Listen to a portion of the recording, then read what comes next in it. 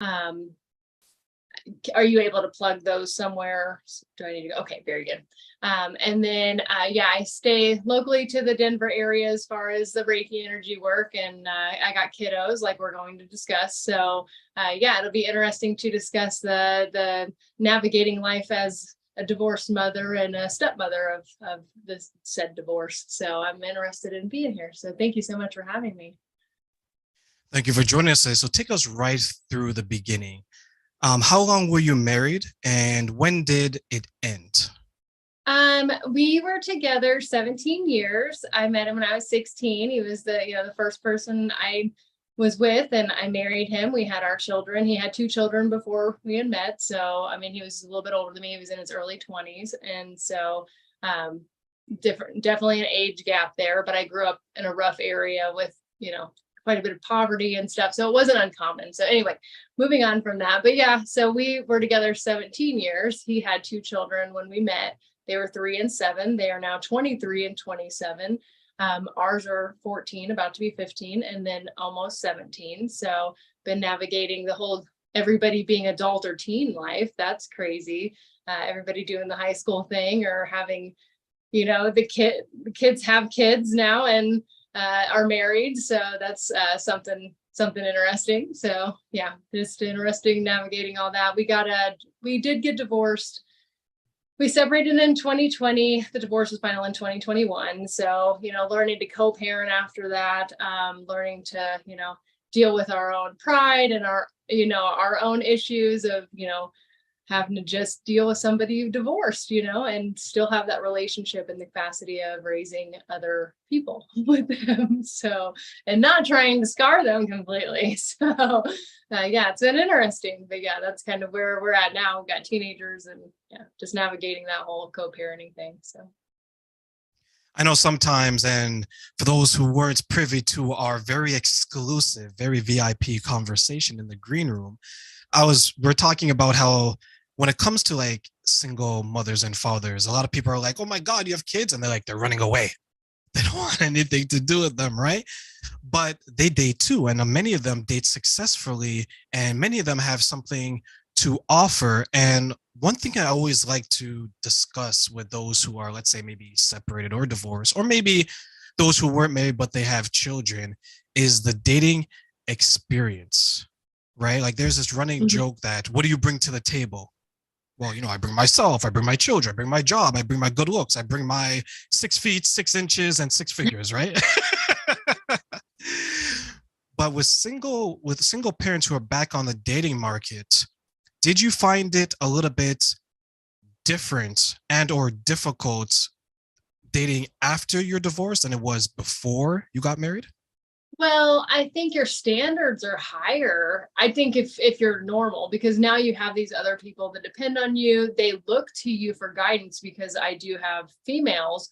I mean, I'm setting the standard for which, they're seeing me thinking is acceptable in my life for that male role, so that's all an example I'm setting for my children. So it's quite easy in that regards because I don't have to worry about it. I mean, I'm looking for, the real deal and someone who's kind and considerate and that would really fit into the family. And if they can't, if I can't observe those traits, it wouldn't go further, and I wouldn't, even have to worry about it. So luckily. Remember a time I told someone this story in my 20s. I couldn't date successfully to save my life. I must have heard no so many times. And the people that said yes, I look back and I was like, Terrain, you must have been so crazy. It's like, because you're in heat, right? Like, you're like, oh my gosh, she's giving me attention. There's this, there's that. But then my 30s is when my dating experience completely changed. I understood what I wanted, how I wanted it, and how to essentially get it. Did you ever figure out, when you say your standards are higher, you're like, okay, this didn't work out for me the first time around. The second time, I have to make it work. Not only have to work on myself, but now I know exactly what I want and how to get it.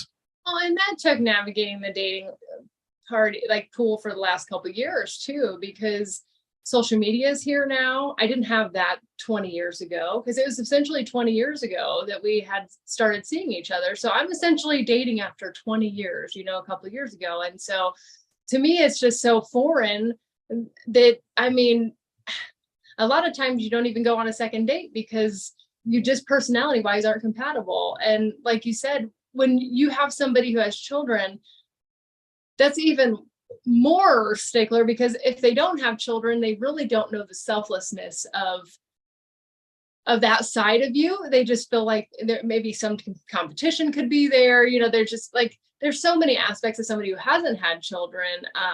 Then they still might want children. My children are 15 and almost 17. I mean, that's something you have to think of. Dating now, 35-year-olds don't have children. They did 20 years ago where I'm from. Everybody got married right away and had a family, And so when I met my kids' dad and my ex-husband at 16, we were together for 20 years then, you know what I mean? Because his parents were together that long, you know what I mean? Like my parents were together like that. We had step parents. So I guess both sets of parents had been 30 plus years, you know what I mean? So we had been shown to have a long-standing relationship. So so now it's just different because we didn't have social media. We didn't have, like, you had age, sex, location in a chat room when I was younger, ASL or whatever. That's all you had. So now it's like you can swipe right or left. It's just crazy. It's a crazy concept to me. So it is difficult navigating because I want to do it more organically. So I've decided no apps for me. I'm just going to meet someone. I'm not difficult to look at. So someone's going to approach me, I'm sure. But it's been interesting. Totally different than dating 20 years ago. So, and I'm a businesswoman. I'm a stepmom. Not everybody wants to be a step parent, let alone understand why I would continue to be a step parent after the divorce and that relationship dissolves. I put so much sweat and tears in those kids, I mean, for 20 years, I helped raise these children. So, and now they're adults and they're beautiful and they take care of themselves. So I'm still, I still do the whole birthday. I still do like sending the whole $20 for their anniversary. You know what I mean? Like I'm still a parent. So whether or not I have that title anymore, it doesn't matter to me. And they don't care either, so.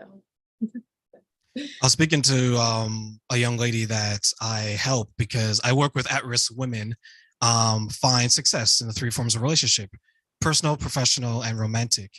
And she's about 61 years old. And I always tell the story to her. I was like, when you met your now ex-husband, it must have been at the point where you took the ferry for 10 cents. You went to the farmer's market and you met him. He was there selling fruits and vegetables, right? Because there's a different time, like let's say 40, 45 years ago. Now, as you mentioned, it's okay. He looks okay. Let me swipe right. I don't know about this. His profile, swipe left. Now the influx and the options are so much more. I remember when I used to be on dating apps years ago, probably 2016, maybe 15. I'd be having a conversation. Let's say I'm talking to Colleen and I'm swiping. I have no idea what the person looks like. I'm swiping until my thumb is flat. Yeah. Like I'm swiping like that, right? Energy level. Like, because I do Reiki energy work, I love the convenience of being able to see a lot of people. I live near the city. I can't possibly have that many first dates. Like, I understand the convenience of it. Plus, I don't want a smoker. So if it's on there, I can swipe it. You know what I mean? Like, you can get information. So it's nice. Like, if someone's 52 and they don't have any children, or like they specify, certain things, it's nice because you can just weed it out. You know what I mean? Like you just get it out of there, But so I see the purpose of it to some degree. It's just different than anything I ever encountered before. So I found it difficult. I found it difficult to narrow it down to exactly what you want because in my experience, I was just going on a lot of first dates.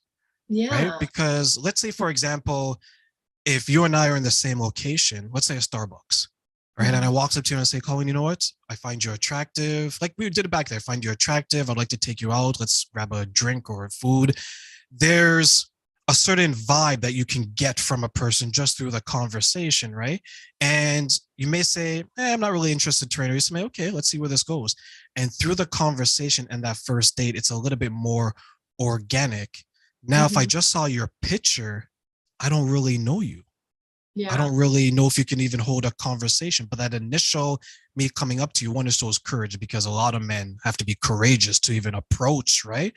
Because there's Mhm. always that fear of rejection. And two, based on how I'm communicating with you, you have an idea, right? Like if I'm using words that you're like, oh, he sounds like he's educated, he sounds like he's this, he sounds like he's that, Mhm. you can determine certain things. But now it's just like, hey, Colin, you look nice. You want to Netflix and chill, right? It's Yeah. it's a little bit different. So how do you find it now, the dating experience? Yeah, no, that's a whole different game, choosing to be celibate and dating versus just being casual. Because I mean, that's always been a thing. People have been casual forever, don't get me wrong, but I wasn't like that because I had been, I mean, I grew up in the church. I mean, I may do energy work and I understand that might not set well nowadays, but I grew up in the church. So I very much didn't think of being promiscuous or anything like that. So like casual thing has never been a thing. And it literally blows people's minds that you cannot want to be casual. And like, so, I mean, I think it's also like desensitized people. So, I mean, there's so many aspects of it psychologically where I'm curious where, because of the nurse in me, I'm curious where we'll see this go in like 10, 20 years, like how psychologically the swiping left is or whatever, like terrible. Oh, I'm protecting my energy. Let me tell you that from now.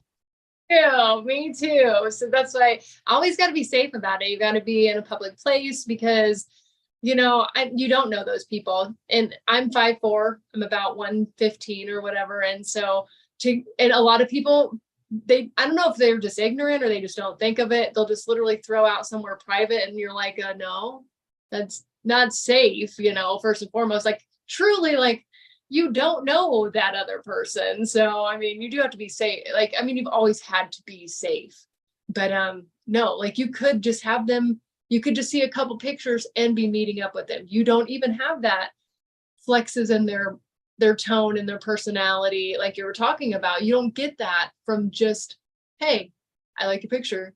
Why don't we go do the Starbucks and then Netflix and chill or whatever, but yeah, so, but you don't even get those nuances of someone's personality of, do I pick up bad energy from them? Do I get a weird vibe, or do they feel comfortable, And so you can't really do that over the internet. So most of the time, I think you should always video chat anyway, just to even make sure, because I have been catfished. That's absolutely been a thing. And I actually quit doing the dating app thing because of that. Like, the safety thing, the catfishing thing, it's just, people get hurt feelings when you don't reciprocate, and you don't want to do that. I don't want to do that. I don't want to hurt no one's feelings, but I can't help there was no spark. So what can you do?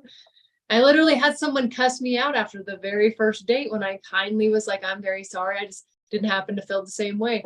I literally got berated to where I had to block that person from my phone. And it was one date. I'm not very intimidating, and I certainly didn't lie. I never ever, give a false assumption that something is going to be a way. I always want to meet somebody. I always want to feel their energy. I always want to know where it's going to go organically. I'm not a social media brat. So I didn't mean that derogatory. I didn't grow up like that. I didn't do that. So For those who are watching on Facebook, YouTube, and my social media, please follow along for more incredible interviews like the one we have here with Colleen. And we will